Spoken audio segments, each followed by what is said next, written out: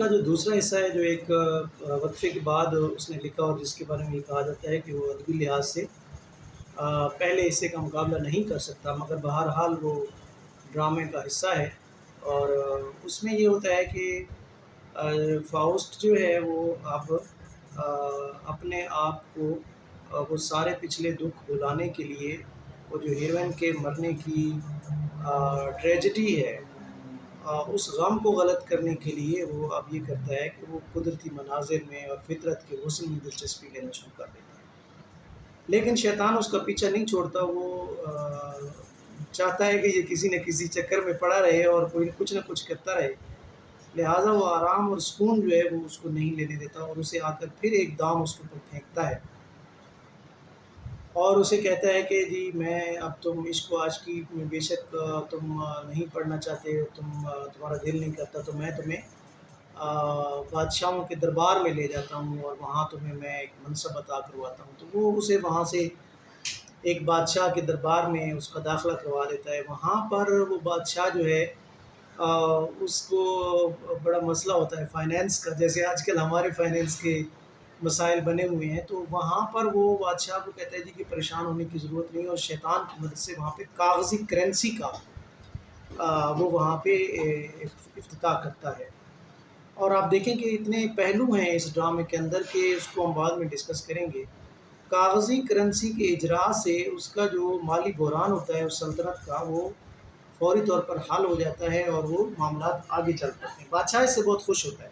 اس کے علاوہ وہ چونکہ بہت زیادہ علوم اور بھی اس کے پاس ہوتے ہیں اور شیطان کی اس کو ہمسری بھی حاصل ہوتی ہے، اس کی مشاورت بھی اس کو حاصل ہوتی ہے، لہٰذا وہ بادشاہ کو کئی کرتب بھی دکھاتا ہے اور اس کو مختلف ناٹک پیش کرتا ہے، تو جس میں بادشاہ کہتا ہے کہ یار اگر اس طرح تم کر سکتے ہو تو پھر تم یہ کرو کہ جو ہیلن ہے، وہ جو حسینہ تھی ایک یونان کی، جس کے اوپر وہ ہیلن آف ٹرائی کے نام سے جو مشہور ہے، تو وہ جس کے اوپر فلم بنی، تو تم نہ اس کی روح اگر لا دو تو میں اس کو ملنا چاہتا ہوں، دیکھنا چاہتا ہوں۔ تو وہ شیطان کو کہتا ہے بھائی لے آؤ اس کو، تو وہ شیطان کہتا ہے بھی نہیں، وہ تو عالم ارواح میں میرا داخلہ جو ہے نا اتنا آسان نہیں ہے، میں وہاں نہیں جا سکتا، اس کے لیے تم خود کوئی کوشش کرو۔ تو عالم ارواح میں جاتا ہے فاؤسٹ اپنے علم کے ذریعے اور وہاں سے وہ ہیلن کی روح کو لانے میں کامیاب ہو جاتا ہے، لیکن جب وہ مجسم شکل میں اس کو دیکھتے ہیں اس کے وزیر اور بادشاہ، تو انہیں اس میں کوئی اٹریکشن نظر نہیں آتی۔ وہ کہتے ہیں یار یہ تو عام سی ایک عورت، یہ بس کہانیوں میں ہی اس کو یہ اتنا کیا گیا ہے گلیمرائز، تو لہذا وہ، لیکن خود فاؤسٹ جو ہے وہ اس کے عشق میں گرفتار ہو جاتا ہے، لیکن وہ تو بہرحال اب روح ہے، اس کو وہ اپنے پاس رکھ لیتا ہے، لیکن تھوڑے عرصے بعد یا تھوڑی دیر بعد کچھ وہ ایک دھماکہ سا ہوتا ہے اور وہ بے ہوش ہو جاتا ہے فاؤسٹ، اور وہاں سے وہ ہیلن کی روح چلی جاتی ہے، تو یہ بڑا ڈسٹرب رہنے لگتا ہے۔ پھر کہتے ہیں جی اب میں کیا کروں، اس کے روگ میں پھر یہ کہتا ہے کہ وہ مجھے دوبارہ مل جائے گا، تو شیطان بہرحال کسی نہ کسی طریقے سے دوبارہ ہیلن کی روح کو وہ پھر مجسم صورت عطا کر کے اس کے ساتھ اس کی شادی کروا دیتا ہے فاؤسٹ کی۔ اس سے ایک بچہ بھی ہوتا ہے، اس کا ایک بیٹا ہوتا ہے، لیکن وہ بیٹا ہواؤں میں غائب ہو جاتا ہے، اس کے بعد کچھ عرصے بعد ہیلن بھی ہواؤں میں غائب ہو جاتی ہے، تو فاؤسٹ کے پاس جو ہے نا فقط دو کرتے ان کے رہ جاتے ہیں، جن کو وہ یاد کر کر کے پھر روتا اور کرلاتا ہے کہ یار یہ تو کیا ہوا میرے ساتھ۔ وہ ساری چیزیں خواب کی طرح اس کی زندگی میں ہو رہی ہوتی ہیں۔ اس کے بعد ظاہر ہے شیطان کے ساتھ اس کا معاہدہ ہے، شیطان کے ساتھ تو اس نے چونکہ رہنا ہوتا ہے، لہٰذا وہ اسے مزید آگے کی طرف اسے بڑھاتا ہے اور اس کو کہتا ہے کہ جی اب تم پریشان نہ ہو، ہم کسی اور پروجیکٹ کے اوپر کام کر لیتے ہیں۔ تو سمندر کے کنارے جو ہے ایک جگہ ہوتی ہے جو دلدلی ہوتی ہے، تو اس کے ذہن میں یہ خیال آتا ہے، شیطان کے ساتھ وہ ایک منصوبہ بناتا ہے کہ کیوں نہ ہم اس کو بستی میں بدل دیں، اور پانی اگر خشک ہو جائے اور اگر یہ والی جگہ ہمیں مل جائے، تو بادشاہ کسی خدمت کی صلے میں اس کو، چونکہ مقرر تو بن چکا ہوتا ہے وہ بادشاہ کا، تو اسے وہ زمین الاٹ ہو جاتی ہے اور وہ وہاں پہ پانی کو خشک کرنا شروع کر دیتے ہیں اور اس میں سرمایہ کاری کرتے ہیں، تو جلد وہاں پہ ایک بستی بس جاتی ہے، وہاں سے سمندر کی ایک گودی بن جاتی ہے اور وہاں پہ پورٹ بن جاتی ہے، جہاز لنگر انداز ہونا شروع ہو جاتے ہیں، اور وہاں پہ وہ اس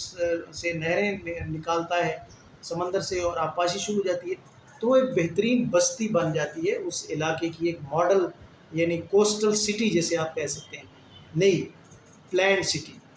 اب ہوتا یہ ہے کہ اس میں ایک باقی چیزیں تو وہ ساری ہو جاتی ہیں، جنگل بھی صاف ہو جاتا ہے، باقی ساری چیزیں بھی، ایک جھونپڑی ہوتی ہے جس میں بوڑھا اور بوڑھیا رہتے ہیں، وہ خالی کرنے کے لیے تیار نہیں ہوتے، وہ کہتے ہیں جی کہ ہم نے تو یہی رہنا ہے، نہیں ہم خالی نہیں کرتے۔ تو اب ظاہر ہے وہ نئی بستی میں اگر جھونپڑی ہوگی یا کچا گھر ہوگا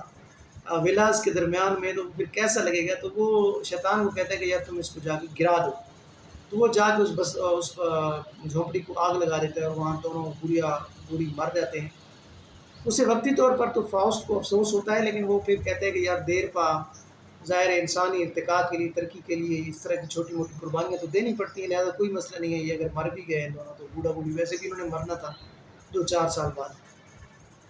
اس کے بعد پھر اسے خیال آتا ہے کہ آگے چل کر جو پہاڑ ہے اس کے نیچے بھی ایک جگہ ہے،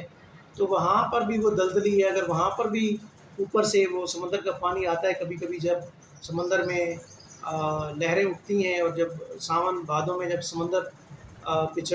اس پہ آتا ہے، جب اس میں سیلاب آتا ہے، تو وہ کہتا ہے اگر یہ بھی ہمیں مل جائے، اور اسی سے پھر اس بستی میں بھی کبھی کبھی